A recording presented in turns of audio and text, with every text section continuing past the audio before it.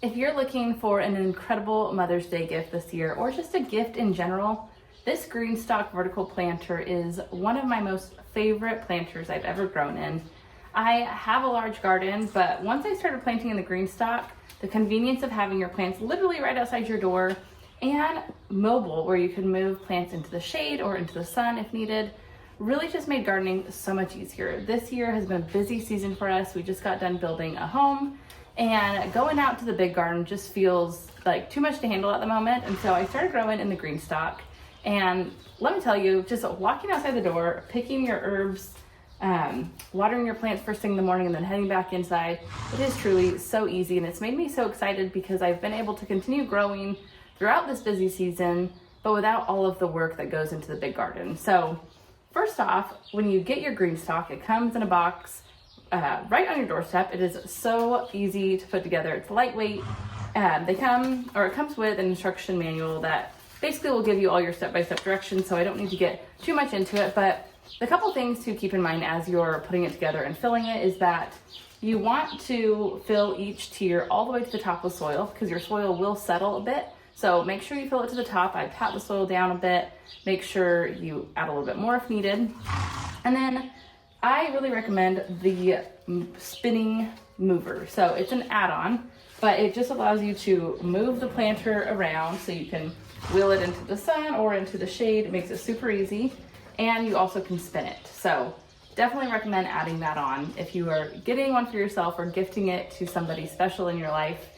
And then once you start filling it with soil, then you're ready to plant. If you have transplants, it is much easier to plant first. So fill all of your bases with soil to the top and then plant them. And then you start stacking them up. And as you're stacking them, there's a little water dish that you put in between each tier.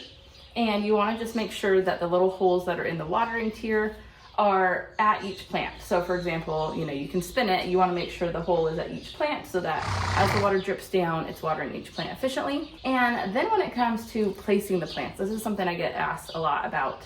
And there's really no wrong way to do it, but there is a strategy to having better success with your plants. So what I like to do is, first I thought about my biggest plants in this planter. So I planted some peppers for my mom, marigolds, green onions, sweet basil, cilantro, parsley, dill, some Thai basil, oregano, chives, and I think that's it.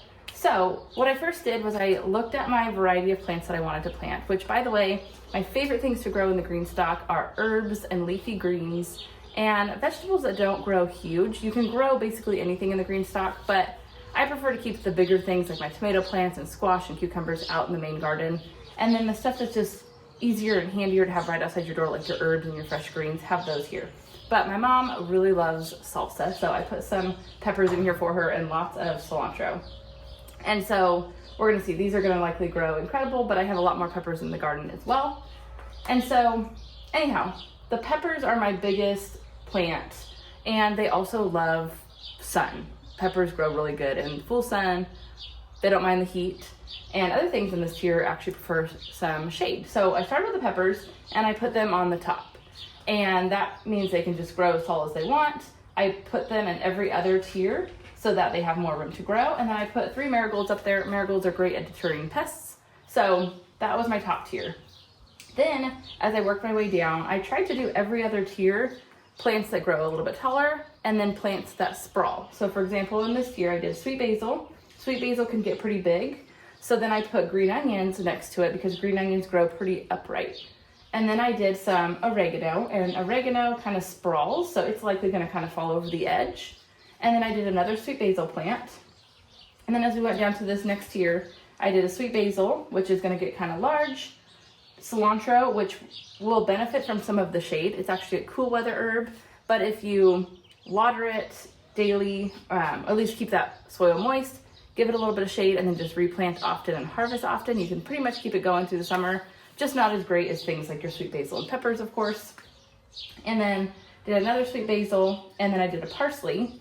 And parsley can kind of benefit from some of the shade too. It does better in cooler temperatures, but I think we'll be able to keep it going.